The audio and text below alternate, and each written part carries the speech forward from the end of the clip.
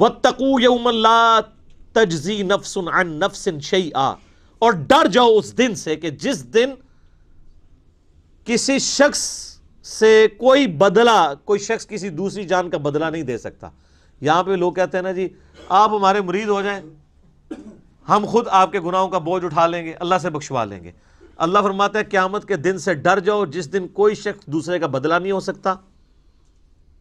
حتیٰ کہ بخاری مسلم میں حدیث ہے، سیدہ فاطمہ جنتی عورتوں کی سردار ہیں، اور بخاری اور مسلم میں موجود ہے سیدہ عائشہ سے سیدہ فاطمہ سلام اللہ علیہا جنتی عورتوں کی سردار ہے، اور بخاری اور مسلم میں موجود ہے کہ سیدہ فاطمہ سے نبی علیہ السلام نے فرمایا اے میری بیٹی فاطمہ، میرے مال سے جو کچھ لینا ہے نا وہ لے لے، وہ تو اس کا مالک تو میں ہوں، لیکن آخرت کے دن اگر اللہ نے تجھے پکڑ لیا تیرے اعمال کے سبب تو میں تیرے کچھ کام نہیں آؤں گا۔ تو قرآن میں لکھا ہوا ہے۔ سیدہ فاطمہ کو تو کہا جا رہا تھا، سنایا ہمیں جا رہا تھا کہ اگر سب سے زیادہ رشتہ داری کا بینیفٹ کسی کو مل سکتا تھا نا تو وہ سیدہ فاطمہ تھی، لیکن ان کو بھی بتا دیا گیا کہ اعمال کے بارے میں کھلی چھٹی نہیں ہے۔ اور سیدہ فاطمہ کو تو چھوڑ دیں، قرآن میں 3 دفعہ آیت آئی ہے نبی علیہ السلام کے بارے میں، سورۃ الانعام کے اندر، سورہ الزمر کے اندر، سورہ یونس کے اندر، قل انی اخاف ان عصیت ربی عذاب یوم عظیم۔ اے نبی تم فرماؤ کہ مجھے خود ڈر ہے اس بات کا کہ اگر میں نے بھی اپنے رب کی نافرمانی کی تو بڑے دن کا عذاب مجھے بھی آ پکڑے گا۔ سر مجھے بتائیں آپ کا اور میرا رب اس سے زیادہ کس لیول پہ آ کے آپ کو سمجھائے؟ نبی علیہ السلام سے بڑھ کے کسی کا مرتبہ ہے؟ تو یہ جو آپ کو جنت کی گارنٹیاں دیتے پھر رہے ہیں، یہ کتنے بڑے مجرم ہیں۔ ان کو کہ نبی علیہ السلام کے بارے میں کہا جا رہا ہے، کیوں کہا جا رہا تھا؟ تاکہ تم لوگ یہ کلیم نہ کر لینا کہ ایسی کچھ کر سکتے ہیں۔ اس دن سے ڈر جاؤ جس دن کوئی جان دوسری جان کا بدلہ نہیں ہوگی، ولا یقبل منہا شفاعت، اور کسی کی سفارش قبول نہیں کی جائے گی۔ سفارش کیوں کی جاتی ہے؟ آپ دنیا میں کسی شریف آدمی کی سفارش کے لیے تھانے جاتے ہیں تو ایس ایچ او سے جا کے کیا کہتے ہیں کہ میں اسے اچھے طریقے سے جانتا ہوں، آپ کو غلط فہمی ہوئی ہے، میں گارنٹی دیتا ہوں یہ بندہ اس طرح کا نہیں تھا، اس پہ جھوٹا الزام لگا ہے، یہی کہتے ہیں نا۔ اس طرح کی سفارش اللہ کے سامنے کون کر سکتا ہے کہ یہ اللہ جی تواڈے فرشتوں نوں بھلیکھا لگ گیا، ایویں انہوں نے گناہ لکھ لینے، مینوں پتہ ہے بڑا چنگا بندہ ہے، اتنی لمبی داڑھی سی، دی پگڑی نہیں دیکھی کڈا نورانی چہرہ تھا، یہ اللہ کو کہہ سکتا ہے؟ اللہ فرماتا ہے ہم تو تم اس وقت سے جانتے ہیں جب تم ماں کے پیٹ میں جنین کی حالت میں تھے۔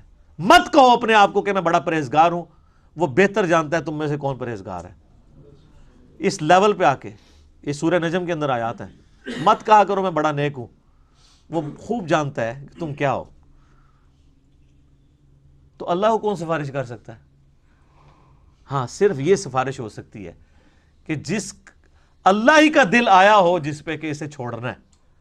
یہ بندہ ہے نیک نیت تھا، چند غلطیاں اس سے ہوئی، باغی نہیں تھا، رجوع لے آتا تھا، اپنی طرف سے اس نے کوشش کی، پھر بھی بحیثیت انسان اس سے غلطیاں ہوئیں، لیکن میری طرف آتا رہا، تو اب میں نے اسے معاف تو کرنا ہے۔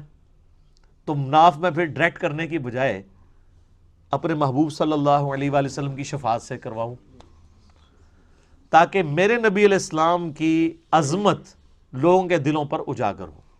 دنیا میں بھی ایسا ہوتا ہے، اگر کسی کلاس کے اسٹوڈنٹ کو پوزیشن آنے کے اوپر اسکول والے یا کالج والے ٹرافی دیتے ہیں تو وہ کسی مہمان خصوصی کے ذریعے دیتے ہیں نا۔ اس کالج کے اسٹوڈنٹ کو کبھی وہم بھی آتا ہے کہ اس مہمان نے مجھے ٹرافی دی ہے، ان کو پتا ہوتا ہے کہ یار یہ تو مڈل مین ہے، ٹرافی تو اسکول نے دی ہے اور اس کو آنر دی ہے، تو سر نبی علیہ السلام کو بھی آنر ملنی ہے۔ یہ بخشش کا فیصلہ اللہ نے کرنا ہے۔ یہ اسی شفاعت کی نفی ہو رہی ہے کہ دوست کے ساتھ شفاعت کوئی نہیں ہے، شفاعت بالاذن ہے، شفاعت بالوجاہت نہیں ہے۔ اور وہ بالاذن کون سی ہے؟ جو اسی صورت میں آگے جا کے آیت الکرسی میں آیت نمبر 255 میں آ جائے گی، من ذا الذی یشفع عندہ الا باذنہ، کس کی مجال ہے کہ سفارش کر دے؟ ہاں اللہ جس کو اذن دینا کہ ہاں اس کی سفارش کر لو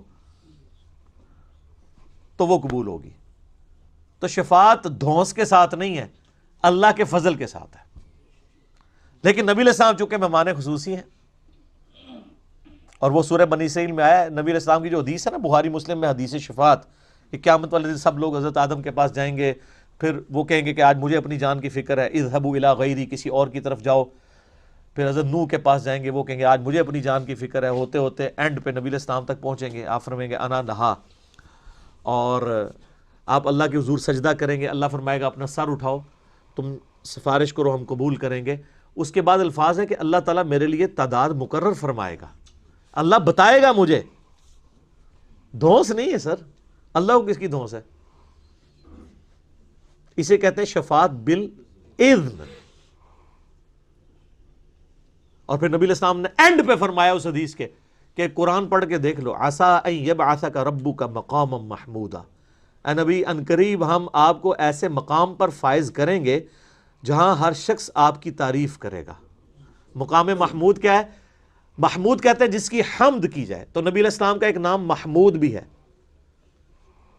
آپ حمد کرنے والے بھی ہیں، اور آپ وہ ہیں کہ جس کی حمد کی جائے. محمد کا مطلب کیا ہے؟ تعریف کیا گیا. تو مقام محمود قیامت والے دن وہ مقام ہے کہ جس مقام پہ اللہ جب فائز کرے گا اور آخرت کی جو بخشش کی ٹرافیز آپ کے ہاتھوں بٹوائے گا نا، تو لوگ آپ کی تعریف کریں گے کہ اس کی آنر ہے اللہ کے حضور. مسئلہ شفاعت پہ 88B مسئلہ میرا ڈیٹیل سے 1.5 گھنٹے کی گفتگو ریکارڈڈ کے اندر موجود ہے، آپ یوٹیوب کے اوپر اپلوڈڈ آپ دیکھ سکتے ہیں.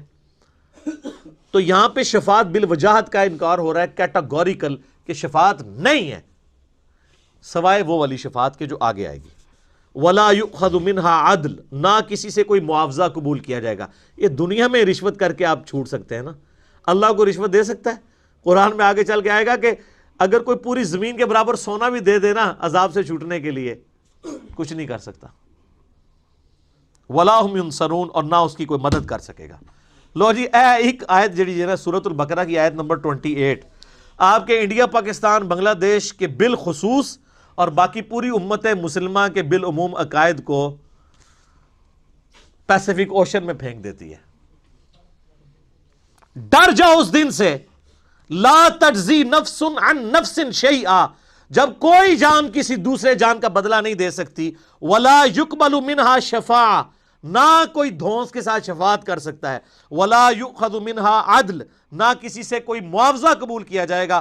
ولا ہم ینصرون، اور نہ کوئی کسی کا مددگار بن سکے گا. 4 چیزوں کا انکار آ گیا. اونٹ پیر توڑے کتنے گئے؟